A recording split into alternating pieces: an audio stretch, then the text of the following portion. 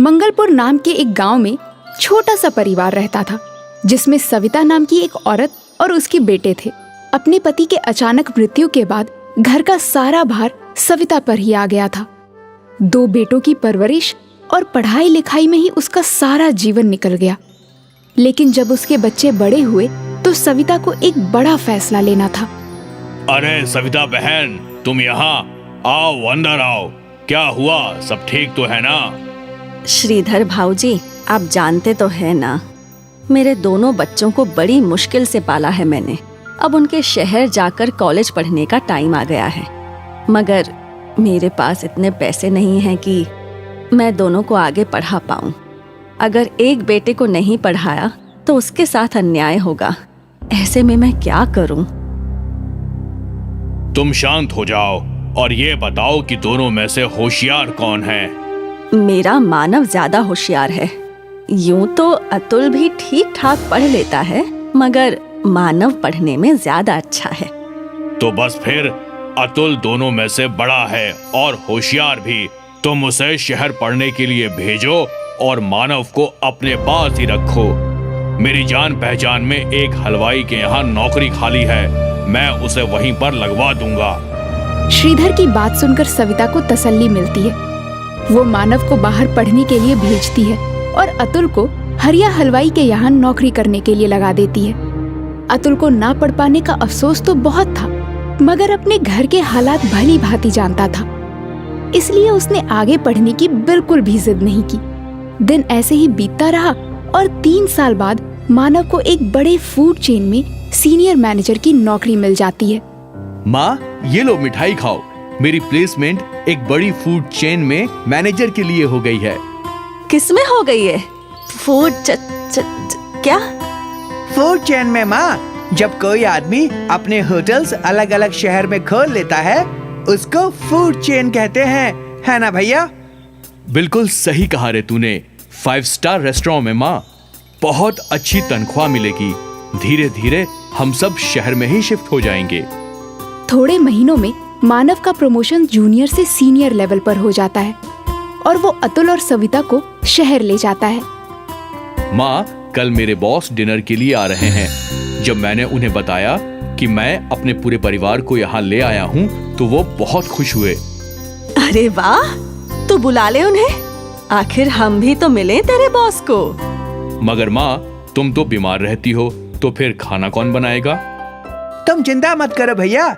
जब तुम पढ़ रहे थे, मैंने हरिया हलवाई के नीचे बहुत काम सीख लिया है। तुम देखना, ऐसे खाना बनाऊंगा कि खाने के साथ उंगलियां भी चट कर जाएंगे। मगर एक बात का ध्यान रखना अतुल, बॉस 5 स्टार रेस्टोरेंट के मालिक हैं। खाना उसी के हिसाब से होना चाहिए। आप ये सब बातों की जरा भी टेंशन ना लो भैया, बस काम पे ध्यान दो। देखना, खाना खाते ही आपकी डबल प्रमोशन पक्की। कहते ही सब खिलखिला उठे। अगले दिन अतुल खूब मन लगाकर बहुत सारे स्वादिष्ट व्यंजन बनाता है। भैया, लगता है आपके बॉस आ गए हैं। मैं दरवाजा खोलता हूँ। नहीं नहीं अतुल, तू रहने दे। बॉस क्या सोचेंगे कि कैसे कपड़े पहने हैं इसके भाई ने। मैं खोलता हूँ दरवाजा। और सुन, तू अंदर ही रहना, ज्यादा बाहर निकलने की जरूरत नहीं है। अतुल ये सुनकर बहुत उदास हो जाता है और बिना कुछ कहे अंदर जाकर डाइनिंग टेबल सजाने लगता है। आइए सर, आइए। खमा खड़ी अतुल। घड़ी कम्मा सर, प्लीज बैठिए। वाह अतुल, थारा घर तो घना फूटरा से। थारा अम्मा और भाई कहाँ से? मैं अभी मिलवाता हूँ सर। माँ, ओ माँ, बॉस आए हैं। नमस्ते भाई साहब, कैसे हैं आप? यहाँ मानव, उसकी माँ और उसके बॉस एक दूसरे से बातें कर रहे थे और वहाँ अतुल खाने की तैयारी में लगा था। थोड़ी देर बाद वो सब डाइनिंग टेबल पर डिनर करने आए। टेबल को सजा हुआ देखकर अतुल का बॉस बहुत खुश होता है। एक साइड फॉर्क, दूसरी साइड नाइफ और स्पून, टिश्यू, टेबल क्लॉथ, सब कुछ एकदम परफेक्ट था। I hope you like the food sir. It's amazing. किसने बनाया है? जी, मेरे छोटे बेटे ने, अतुल। अरे मानव, अतुल घर पे ही है। अब तक तूने मुझे मिलवाया नहीं उससे। वो सर, वो खाना बनाने में बिजी था ना, इसलिए। अतुल, अतुल बेटा, इधर तो आ जरा। अतुल हिचकिचाता हुआ बाहर आता है। वाह बेटा, खूब चोखा खाना बनाया है थाने तो। कहीं से कुकिंग का कोर्स किया है क्या? नहीं सर, ये तो हमारे गांव में एक छोटे हलवाई के यहाँ नौकर था, इसलिए थोड़ा बहुत बना लेता है। अपने भाई के मुंह से ये सुनकर अतुल फिर से दुखी हो जाता है और खाना खाने के लिए बैठ जाता है। जाने से पहले अतुल के बॉस मानव को एक ऑफर देते हैं। खाना खा के मजा आ गया। ना ही सिर्फ खाना मगर टेबल एटिकेट्स का भी पूरा ख्याल रखा था अतुल ने। सुनीता जी, अगर आप बुरा ना माने तो एक बात कहना चाहूंगा। आपका बेटा बहुत टैलेंटेड है। हमें एक नए शेफ की जरूरत है, तो क्या अतुल वहाँ हेड शेफ की नौकरी करना पसंद करेगा? मगर सर, अतुल ने कोई फॉर्मल डिग्री नहीं ली है इसमें तो। ये तो ऐसे ही बस थोड़ा बहुत कर लेता है। वो थारी टेंशन नहीं है मानव। मारे को बस स्वाद एक नंबर चाहिए और कुछ नहीं। अतुल, तुम कल मानव के साथ ऑफिस आ जाना और वहीं पे एक डिश बना के खिला देना।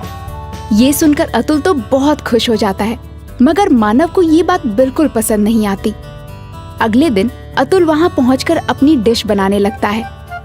ये लीजिए sir, dal baati churma with an Italian twist. वाह वाह, खूब, बहुत बढ़िया डिश है। इसमें जो पुदीने का फ्लेवर है, आहा। क्या आपको अच्छी लगी सर? क्या मैं चख सकता हूँ?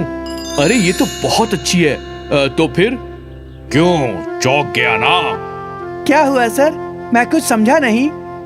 अब तुम इसे खुद बताओ या मैं बताऊं? वो अतुल, मैं इस रेस्टोरेंट के शेफ को तुम्हारी डिश में नमक मिर्ची डालने के लिए कहा था, ताकि तुम्हें यहाँ नौकरी ना मिले। क्या?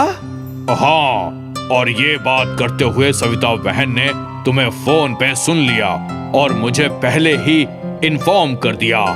इससे पहले कि वो शेफ कुछ कर पाता, मैंने उसे फायर कर दिया।